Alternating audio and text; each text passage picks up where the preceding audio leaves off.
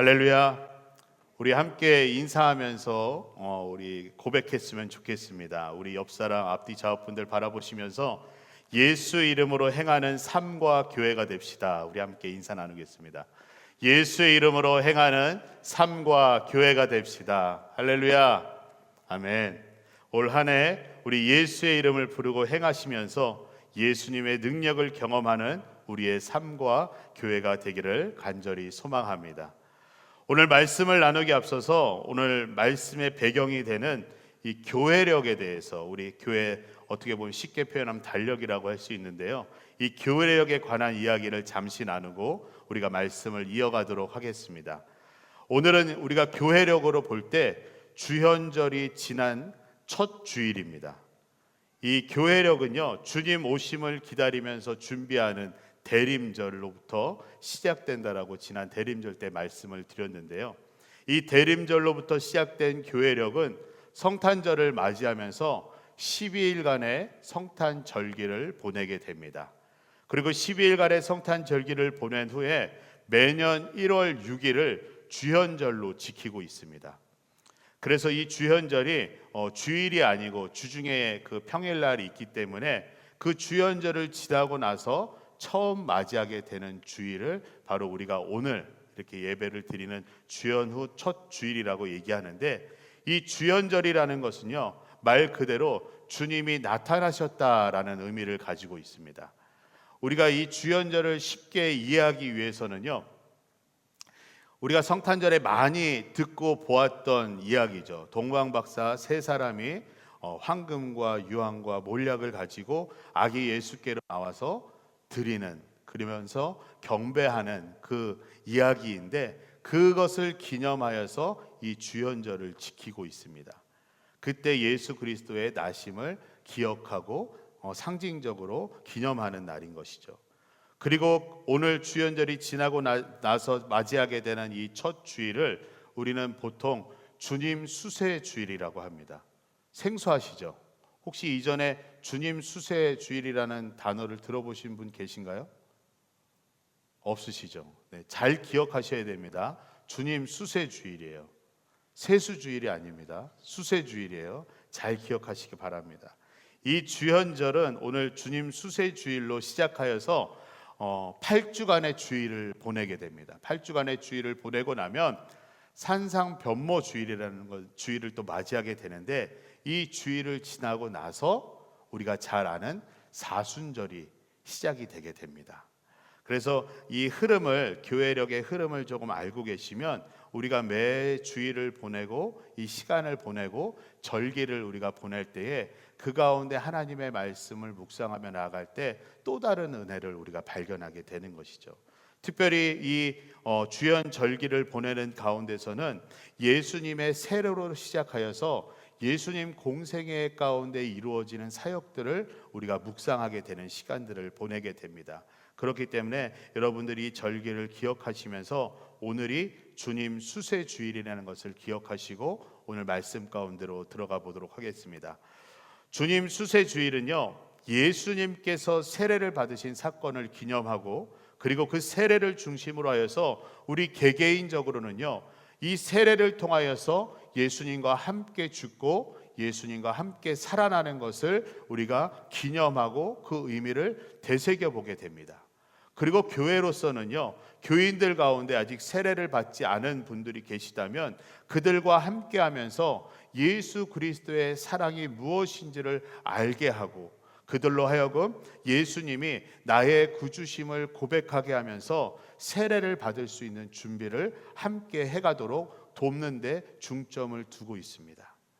그래서 우리들도 오늘 교회력에 따라서 이 세례에 대한 의미를 우리가 말씀 가운데서 다시 한번 상기해 보면서 그 의미 속에 나타난 그 세례를 통해 나타나게 되는 하나님의 역사와 은혜를 발견하고 깨닫는 시간이 되기를 바랍니다. 제가 말씀에 들어가기 앞서서 한번 질문을 한번 드리겠습니다. 혹시 이 가운데 세례를 받으신 분들은 한번 손을 들어서 표를 해주시겠어요? 세례 받으신 분. 네, 나는 세례 받았다. 네, 내려주시기 바랍니다.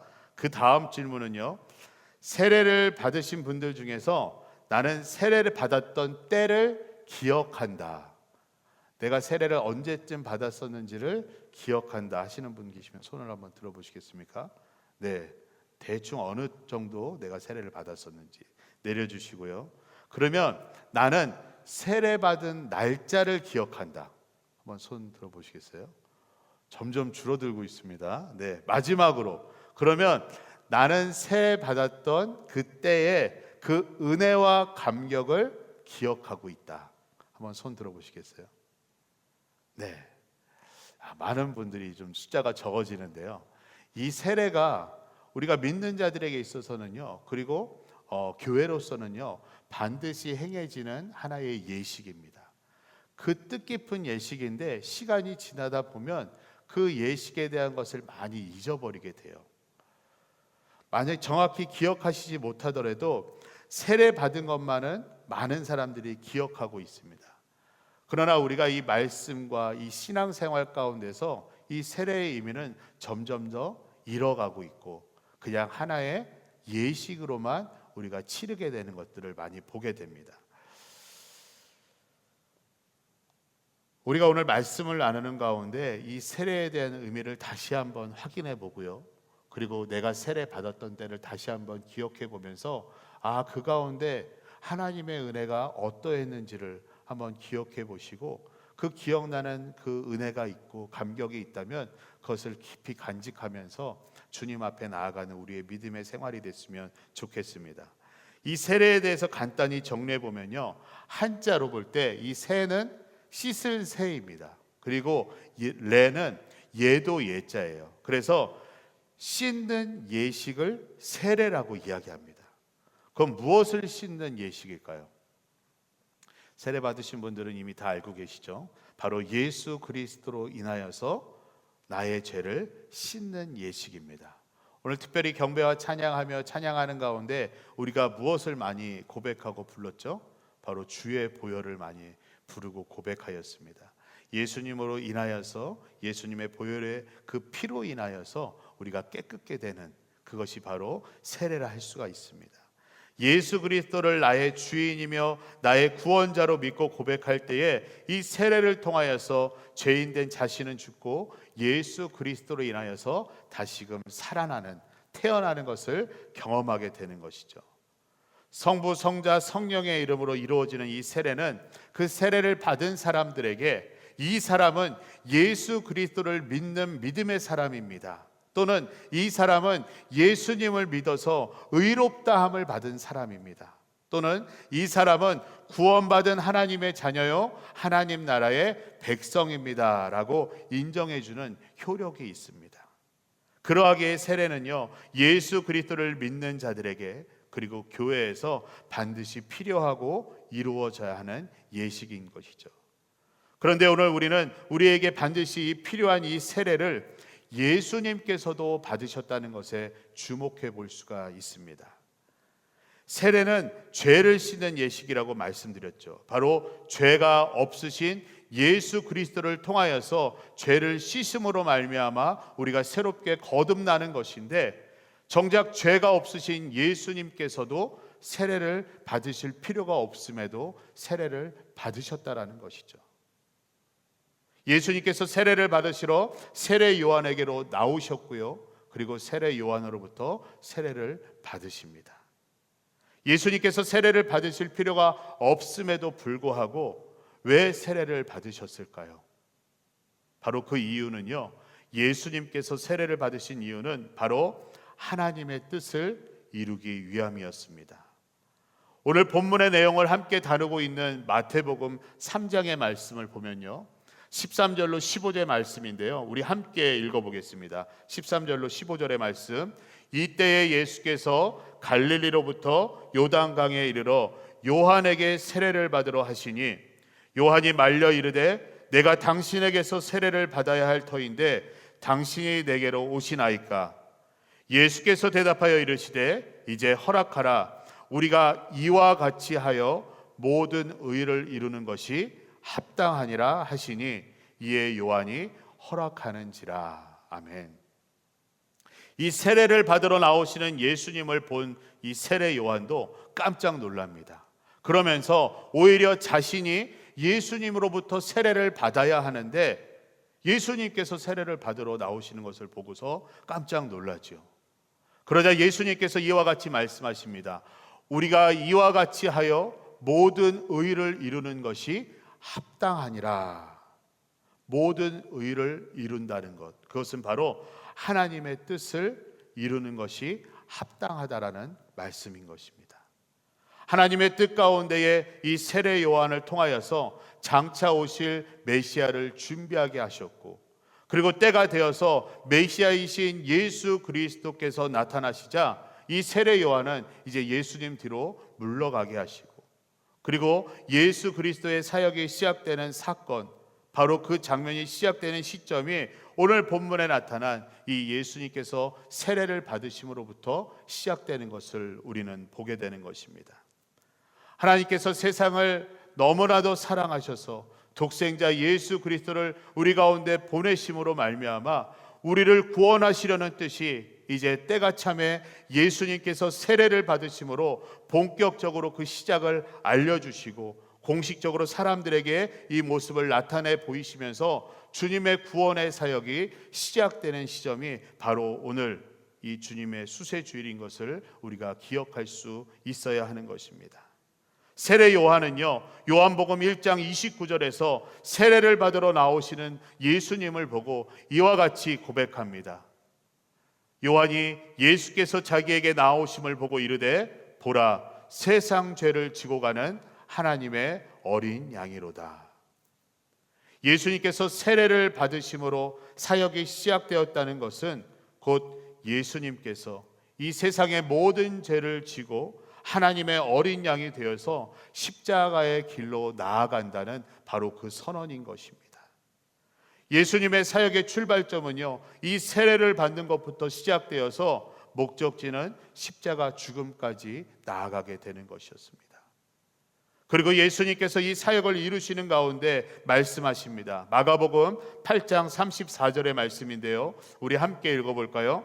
무리와 제자들을 불러 이르시되 누구든지 나를 따라오려거든 자기를 부인하고 자기 십자가를 지고 나를 따를 것이니라. 아멘. 자기를 부인하고 자기 십자가를 지고 따라오라 말씀하십니다. 즉 나의 모든 것을 내려놓고 나의 주인이시며 나의 구원자 되신 예수 그리스도를 믿음으로 고백하면서 주님을 따라오라는 것이죠. 그러할 때에 그 십자가 너머에 있는 부활과 구원의 영광을 맛보게 되는 것입니다. 그런데 오늘 많은 교회와 그리스도인들이 자신을 부인하지 않은 채, 그리고 자신의 십자가는 지지 않은 채 십자가 너머에 있는 그 부활과 구원의 영광만을 바라보려고 하는 모습들이 있습니다. 사랑하는 성도 여러분, 우리들의 모습은 어떠한가요? 예수님께서는 우리를 위해 이 땅에 오심과 우리를 위해 십자가의 길을 걸어가실 것을 이 세례를 통하여서 우리 가운데 분명히 보여주시고 알려주고 계십니다. 예수님은 세례를 받으실 필요가 없는 분이심에도 불구하고 순전히 우리를 위하여서, 나를 위하여서 유월절 어린 양이 되셔서 우리의 죄를 담당하시고 십자가의 길을 걸어가야 하는 그 하나님의 뜻을 이루신다는 이 선언을 바로 이 세례를 통하여서 우리 가운데 보여주고 계신 것입니다. 하나님의 뜻을 이루기 위해 예수님께서 세례를 받으시자 놀라운 하나님의 역사와 은혜가 펼쳐지는 모습들을 우리는 말씀을 통해서 확인하게 됩니다. 오늘 본문 21절 말씀에 보시면 예수도 세례를 받으시고 기도하실 때에 하늘이 열리며라고 말씀을 기록하고 있죠. 예수님께서 세례를 받으시고 물 위를 나오시면서 하늘을 향해 기도를 하십니다. 그러자 그때 하늘이 열리는 모습이 펼쳐지죠. 이 가운데 예수님께서 기도하셨던 기도의 내용은 성경 어디에도 기록되어 있지 않습니다. 그러나 우리가 기도가 근본적으로 하나님과의 소통이며 교제인 것을 우리가 볼 때에 예수님께서 사역을 시작하시면서 하나님께로 모든 것을 맡겨드리고 그리고 하나님을 의지함으로 나아가는 그 순종의 기도를 드린 것이 아닐까 생각을 해보게 됩니다. 왜냐하면 예수님께서 공생의 사역을 이루시면서 십자가의 죽음을 맞이하시기까지 하나님께 기도하시는 장면들이 수많이 기록되어 있고 나오고 있는데, 하나님께 기도하셨던 것들을 보면 대부분 예수님의 기도는요, 하나님을 의지함으로 나아가는 기도였고, 그리고 하나님의 뜻에 순종함으로 나아가는 기도를 드리셨던 것을 보게 되기 때문입니다. 그러한 기도 가운데에 하늘이 열렸다는 것은 바로 예수님께서 기도하셨을 때에 하나님께로 드려졌고, 하나님께서는 그 기도를 들으시고 하나님과 함께 교제를 이루며 소통이 이루어지는 모습을 우리는 이 모습을 통하여서 보게 되는 것이죠. 또한 표현 그대로 하늘이 열렸다라는 것은요, 다른 한편으로 우리가 생각해 보면 지금까지는 이 하늘이 닫혀 있었다라고 생각해 볼 수가 있습니다. 그러한 의미에서 열렸다는 것은 새로운 시작의 의미를 갖기도 합니다. 하늘이 열림으로써 하나님의 새로운 역사가 이 땅 가운데 예수 그리스도를 통하여서 시작된다라는 것이죠. 마치 우리가 어떠한 공연장이나 어떠한 무대 가운데 가본 닫혀진 커튼이 열리면서 새로운 공연이 시작되고 새로운 연극이 올라가는 것처럼 이 하늘이 열리면서 예수 그리스도를 통하여 하나님의 새로운 역사가 이 땅 가운데 시작되는 모습인 것이죠. 사랑하는 성도 여러분, 예수님의 기도가 하늘을 열며 하나님의 역사가 시작되듯이 우리도 하나님께 모든 것을 맡기면서 기도함으로 나아갈 때에 우리 가운데 닫혔던 것들이 열리게 되고 하나님의 놀라운 역사를 경험하게 되는 그러한 시간들이 우리 가운데 있어질 줄로 믿습니다. 우리가 그것을 바라보면서 올 한 해 하나님께로 하늘을 여는 기도로 나아가시고 하나님의 역사를 시작하는 기도로 나아가셔서 하나님과 깊이 있는 교제를 통하여 하나님께로 온전히 나아갈 수 있는 우리 모두가 되기를 간절히 소망합니다. 계속해서 22절의 말씀을 보시면요, 성령이 비둘기 같은 형체로 그의 위에 강림하시더니 라고 말씀하죠. 예수님께서 기도하시자 하늘이 열리고요, 그 하늘이 열리자 그 가운데 성령이 비둘기 같은 형체로 예수님 위에 임하였다라고 말씀하고 있습니다. 마가복음 1장 8절의 말씀인데요, 우리 함께 읽어볼까요? 나는 너희에게 물로 세례를 베풀었거니와 그는 너희에게 성령으로 세례를 베푸시리라. 세례 요한의 고백입니다. 이 세례 요한은 이미 내 뒤에 오시는 분은요, 물로 세례를 주시는 분이 아니라 성령을 통하여서 성령 세례를 주시는 분이라고 고백하고 있습니다. 이 세례 요한의 외침대로 성령께서 예수님 위에 임하심으로 말미암아, 예수님과 함께 하심으로 말미암아 이제는 예수님께서 성령의 세례를 베푸시는 분이심을 우리 가운데 확인시켜주는 그러한 장면이 되는 것이죠. 기도 가운데 성령께서 예수님께 임하시고요, 예수님의 사역 가운데에 성령의 역사를 나타내시는 것들을 우리는 여러 말씀을 통하여서 확인하게 됩니다. 이와 같은 모습에서 우리는 기도와 이 성령이 함께 깊게 연관되어 있다는 것을 발견하게 되죠. 바로 우리가 기도할 때 성령은 우리와 함께 하신다는 것입니다. 누가복음 11장 13절 말씀을 보시면 너희 하늘 아버지께서 구하는 자에게 성령을 주시지 않겠느냐 하시니라 라고 말씀합니다. 하나님 아버지께 구하는 자들에게 바로 성령을 주신다라는 말씀이죠. 그리고 또 우리가 기도하지 못할 때에도 성령은 우리를 도와주신다라고 말씀하십니다. 로마서 8장 26절 말씀인데요, 우리 함께 읽어보겠습니다. 이와 같이 성령도 우리의 연약함을 도우시나니 우리는 마땅히 기도할 바를 알지 못하나 오직 성령이 말할 수 없는 탄식으로 우리를 위하여 친히 간구하시느니라. 아멘. 성령께서 우리와 함께 하심으로 우리의 연약함을 도우시고 우리를 위하여 친히 간구하신다라고 말씀하고 있습니다. 사랑하는 성도 여러분, 예수님께 임하신 이 성령이 우리 가운데 함께 하실 때에 우리는 하나님의 능력을 경험하게 될 것입니다. 우리가 기도할 때에도, 우리가 기도하지 못할 때에도 우리와 영원히 함께 하시며 우리를 도우시는 성령께서는 우리가 주님께로 나아갈 때마다 응답하시고 그 성령의 역사를 경험케 하실 것입니다. 그것을 믿음으로 고백하며 주님께 기도함으로 나아갈 수 있는 우리 모두가 될 수 있기를 바랍니다. 마지막으로 22절 말씀 우리 끝까지 한번 읽어보겠습니다. 하늘로부터 소리가 나기를 너는 내 사랑하는 아들이라 내가 너를 기뻐하노라 하시니라. 아멘. 하나님의 음성이 들리는 놀라운 일이 펼쳐집니다. 너는 내 사랑하는 아들이라 내가 너를 기뻐하노라.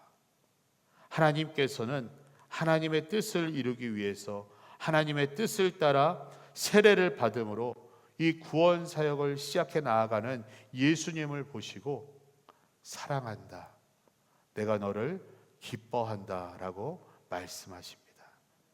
하나님의 뜻에 순종함으로 나아가는 예수님께서 세례를 받고 물 위로 나오시면서 기도함으로 하나님께 모든 것을 맡겨드리면서 하나님께 순종함으로 나아가셨을 그때에 너를 사랑하고 너를 기뻐한다는 이 하나님의 음성은요 정말로 큰 힘이 되면서 앞으로 예수님께서 감당하시게 되는 모든 사역에 대한 확신을 가지시게 되었을 것입니다. 만약에 예수님께서 이와 같은 하나님의 음성을 듣지 못하였다면 어떠했을까요? 여러 근심과 걱정과 불안 가운데에 그 마음이 사로잡혔을 수도 있습니다. 어떤 목사님께서 이 기도의 생활과 연관지어서 이러한 말씀을 하시는 것을 듣게 되었습니다. 우리가 여러 가지 문제와 걱정들로 인하여서 고통과 근심 가운데 절망하는 것은 하나님의 음성을 듣지 못하기 때문이다. 하나님의 음성을 듣지 못하고 있다는 것은 곧 기도를 하지 않고 있다는 것이다 라는 내용이었습니다. 사랑하는 성도 여러분, 예수님과 같이 너를 사랑한다, 너를 기뻐한다라는 음성을 우리의 기도 가운데 매일같이 듣는다고 한번 상상해 보시기 바랍니다. 이 얼마나 기쁘고 힘이 날까요? 저는 이 말씀을 적으면서 참 이것을 우리의 믿음의 삶 가운데 상상해 보아야 된다는 것이 너무나 좀 슬픈 일인 것 같습니다. 이미 우리 기도 생활 가운데 하나님의 음성을 듣는 분들이 계실 줄로 믿습니다. 그러나 우리의 이 기도 생활 가운데, 우리의 믿음의 생활 가운데에 우리가 하나님의 음성을 듣지 못하고 하나님의 음성을 듣는 것을 상상해 보아야 된다? 어찌 보면 슬픈 일이죠. 우리의 믿음의 삶 가운데에 너를 사랑한다, 내가 너로 인하여서 기쁘다라는 하나님의 음성을 들으면 너무나도 좋을 것 같습니다.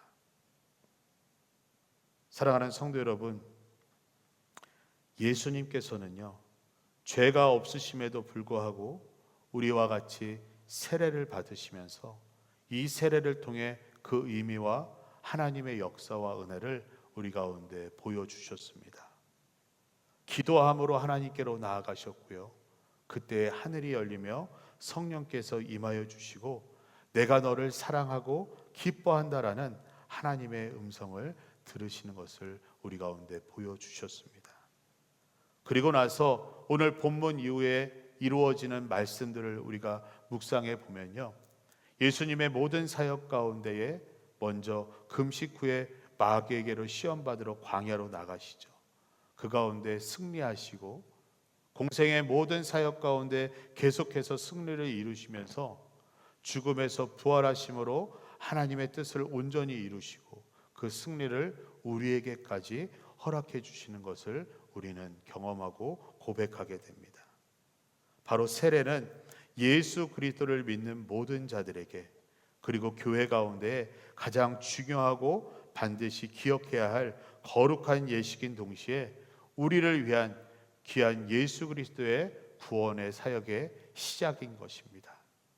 특별히 이 본문인 이 짧은 말씀 가운데서 2절밖에 안 되는 이 짧은 말씀 가운데 예수님, 성령님, 하나님이 함께 계심을 우리는 발견하게 되지요. 바로 삼위일체 되신 하나님의 그 은혜와 역사를 이 말씀 가운데, 이 세례가 이루어지는 이 장면 가운데 우리는 발견하게 되는 것입니다.